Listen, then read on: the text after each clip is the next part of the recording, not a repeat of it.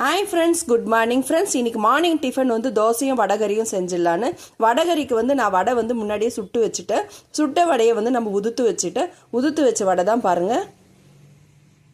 அதுக்கு தேவையானது தேங்காய், இஞ்சி பூண்டு, வெங்காயம், தக்காளி, கொத்தமல்லி, கருவேப்பிலைங்க. இப்போ நான் கடாய் வச்சுட்டேன். கடாயில் வந்து பட்டை, சோம்பு, ஏலக்காய், லவங்கம், பிரிஞ்சி இலை போட்டிருக்கேன்.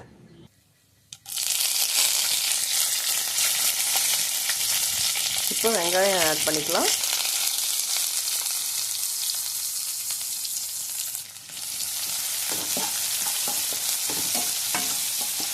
நல்லா கோல்டன் ப்ரௌன் ஆகணும்.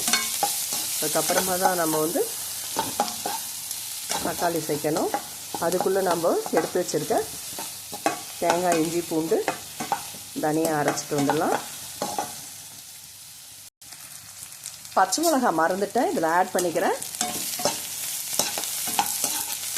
நல்லா வதக்கி விட்டுக்கலாம்.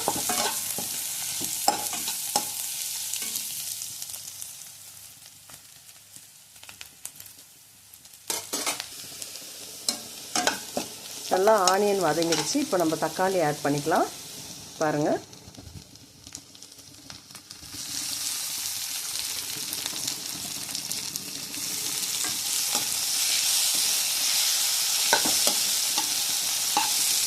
தேங்காய் அரைச்சி ஃபைனலாக முடிக்கிற நேரத்தில் ஒரு 2-3 முந்திரி போட்டு அரைச்சிக்கோங்க.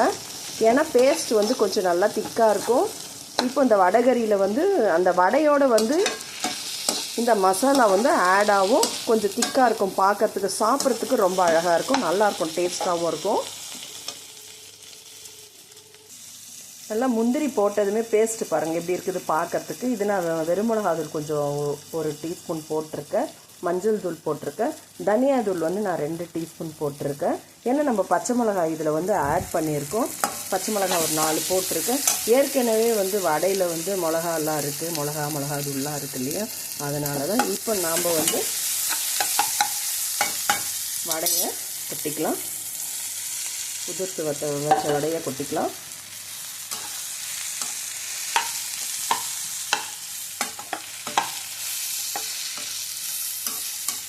ஏன்னா நம்ம செஞ்சது சூடாக தானே இருக்குது வடை, அதனால் போதும். இப்போ நம்ம மசாலாவை ஆட் பண்ணிக்கலாம்.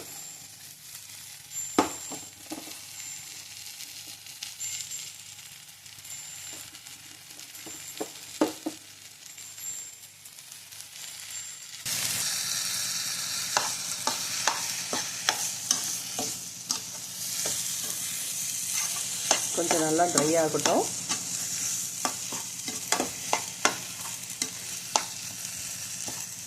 உப்பு வந்து நம்ம ஏற்கனவே வடையில் போட்டிருக்கோம், அதனால் கொஞ்சமாக வடையில் இப்போ வந்து வடகரிக்கு வந்து நம்ம உப்பு கொஞ்சமாக போட்டுக்கலாம். இப்போ தேவையான அளவு தண்ணி போட்டுக்கலாம்.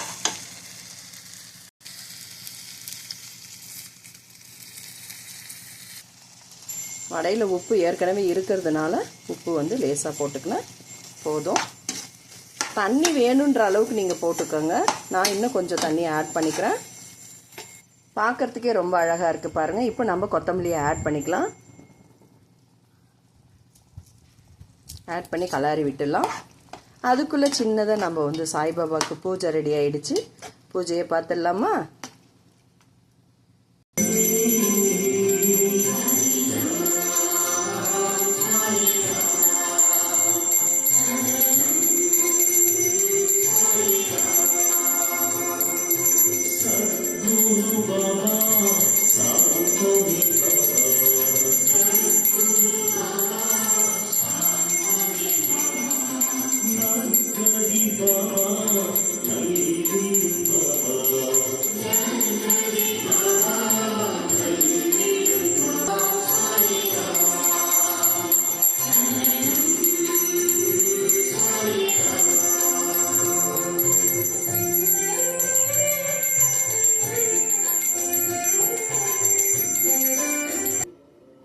நல்லா கொதிச்சிடுது.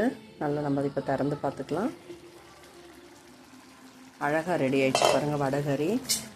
சூப்பராக அப்படியே வாசனை பாருங்கள்.